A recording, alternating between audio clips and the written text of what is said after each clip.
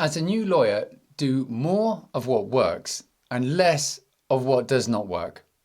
That simple axiom will save you a lot of trouble in your career and I would say in your life. I wish I had obeyed that earlier in my legal career. I would have saved me certainly. It would have fast tracked things for me. I think saved me a lot of trouble as well. So I'll just give you some examples.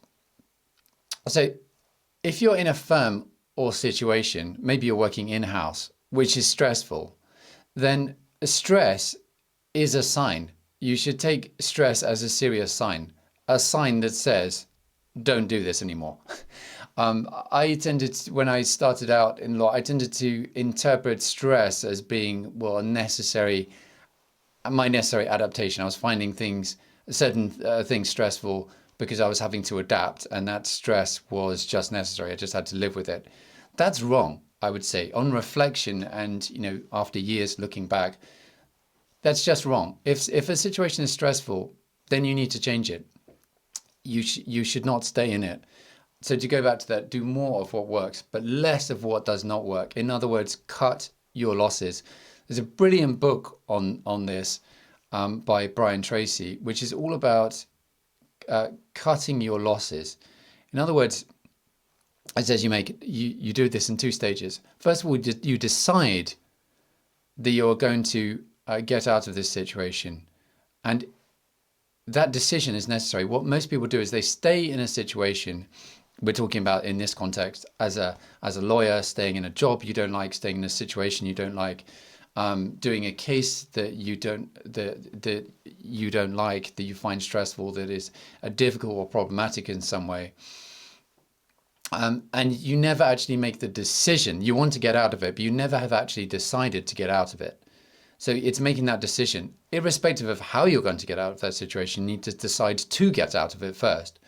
And then he says the next stage is deciding. So after you've made that decision, working out how you're going to get out of it. You don't know how you're going to get out of it at the moment, but you've decided to get out of it, and then the path then becomes clear. And I think that's especially important when you take your first job, because your first job and your first role may not be representative of what life as a lawyer is really like.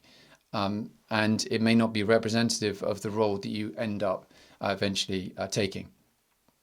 Now, the second area, again, something I wish I'd known earlier, which someone had told me and showed me this earlier in my career, was using automations.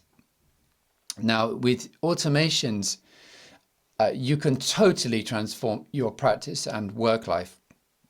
I've mentioned before on this channel that I have not just doubled my productivity, I have 10x'd my productivity and more through adopting automations, in particular call scheduling, as minor as that may seem, or administrative as it may seem. You would be shocked by how many lawyers and their staff, their secretarial staff, spends time, how much of the day is spent on arranging calls, rearranging calls, especially international calls with international clients, and all of that can just be automated away.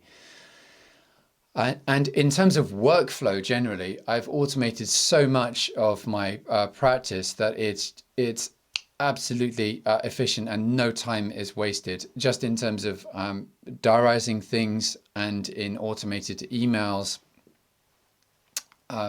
there's a lot that you can do with automation, and I'm constantly on the lookout for new automations.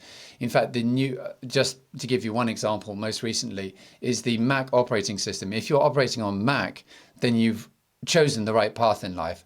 PC can really, anything that's PC related can really weigh you down. But if you are blessed to be working on Mac in any capacity, then the Mac operating system, each whatever it is, quarter, right? There'll be an update to the Mac operating system, and hidden in there are automations that you can adopt. The most recent one of which is that you can turn just to give you a quick example, turning a website into an app by having it in your dock. so that you click on the icon and it opens the website already logged in and ready to go. Those little time savings that you can get might be just 30 seconds time saved, but cumulatively over the course of the day, those things can really weigh you down. They can be distractions that take you out of the zone, if you like, if you're concentrating, and just speed everything up. So automation is so important. Then being a visual person, basically just leaning into your strengths. Now, I'm a very visual person. For some reason, I do everything. If I understand something, I do everything in diagrams. The SQE preparation course we have is completely visual based. Everything involves a diagram, so it's easy to conceptualize and understand. And I do this with my practice as well. And by leaning into my strength, I have really leveled up my practice and shown extra value for my clients. My clients love the fact that I put everything into timeline diagrams, everything super crystal clear. I provide checklists with diagrams, and they really like that. And I've seen lots of other examples. For example, a trial lawyer that I know, he uses PowerPoint presentations in his criminal prosecutions, acting as a prosecutor. And they're not just like standard PowerPoints, but he really, really takes it to the next level. And the cases are extremely well prepared and very difficult to defend, right? Unless the defense lawyer himself is adopting those sort of that sort of approach. So, yeah, if you're a visual person, lean into that, use it. And the other one is being a one-to-one person. I personally, as a lawyer, I'm very good on one-to-one. Public speaking, I can do it. Some people love being a part of a crowd and that sort of environment. I really love dealing with people one-to-one, and especially private clients. Having my client and me on a call, and I have a shared screen, and we work together on the cloud with all documents nicely organized and working collaboratively in a way that's more powerful and more productive than actually physically sitting down together. And so what I've done is optimized a sort of a studio setup with multiple screens. So I have 1, 2, 3, 4, 5 monitors. That's leaving aside my additional monitors, right? I've got 2 other monitors where I can move things onto as well. So 7 in total.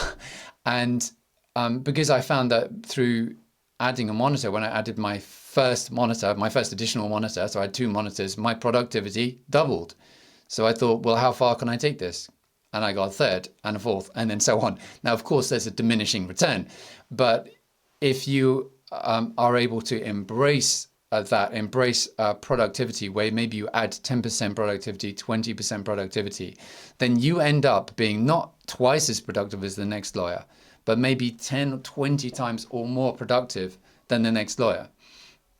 And that means that you can do 10 or 20 times more work or better work than the next person.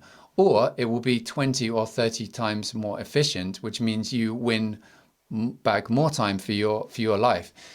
When I've been speaking to younger lawyers now, maybe who are taking the SQE preparation course that I've been involved in developing, or they are at an early stage of their career, it's refreshing to see, because when I was first going into the law, there was like this total work ethic, like a Gary Vaynerchuk type before his time, but that type of work ethic, right? The sort of hustle methods, you've got to put in the time, you've got to do your 12, 14-hour days. But now it's refreshing to see people saying, no, they don't want that. They want a work-life balance. And they expect, they won't accept a situation which doesn't offer that, and they won't compromise their health either. So different people, different priorities, but it's nice to hear people saying that and making those kinds of demands. Of course, you should always take a value-based approach, right, which emphasizes the value that you're offering rather than saying, what can you give me? What can you as a client or as a law firm give me? No, it should be the other way around. But having these, expectations so that you can ensure that you have your self-respect, you're putting your boundaries in, is a good thing. So yeah, as a new lawyer, do more of what works, less of what does not work. Goodness me, I've seen so many situations of people, lawyers, who've been stuck in positions, roles, firms where it's not working out, and they have not decided to do anything differently. They've not made the decision to make the move. As much as they would want to change their circumstances, they have not actually decided to do that, and therefore have not really taken steps to do anything differently. But likewise, do more of what works. Had I been more perceptive, then earlier on in my career, I would have seen what works for me in perhaps a clearer light and done more of it. And so when you spot these points where you get a positive return, maybe it's an individual you're working with or a way of working like I've described, then lean into that, do more of it, invest in what works, and cut your losses with what does not work. I hope that's helpful. If you are starting out, I wish you the best of luck. If you haven't done your SQE yet, then check out our course, link below. Price is going up next month, but you can get it now at the existing price, and be happy to support you in your journey of becoming a new lawyer. Bye for now.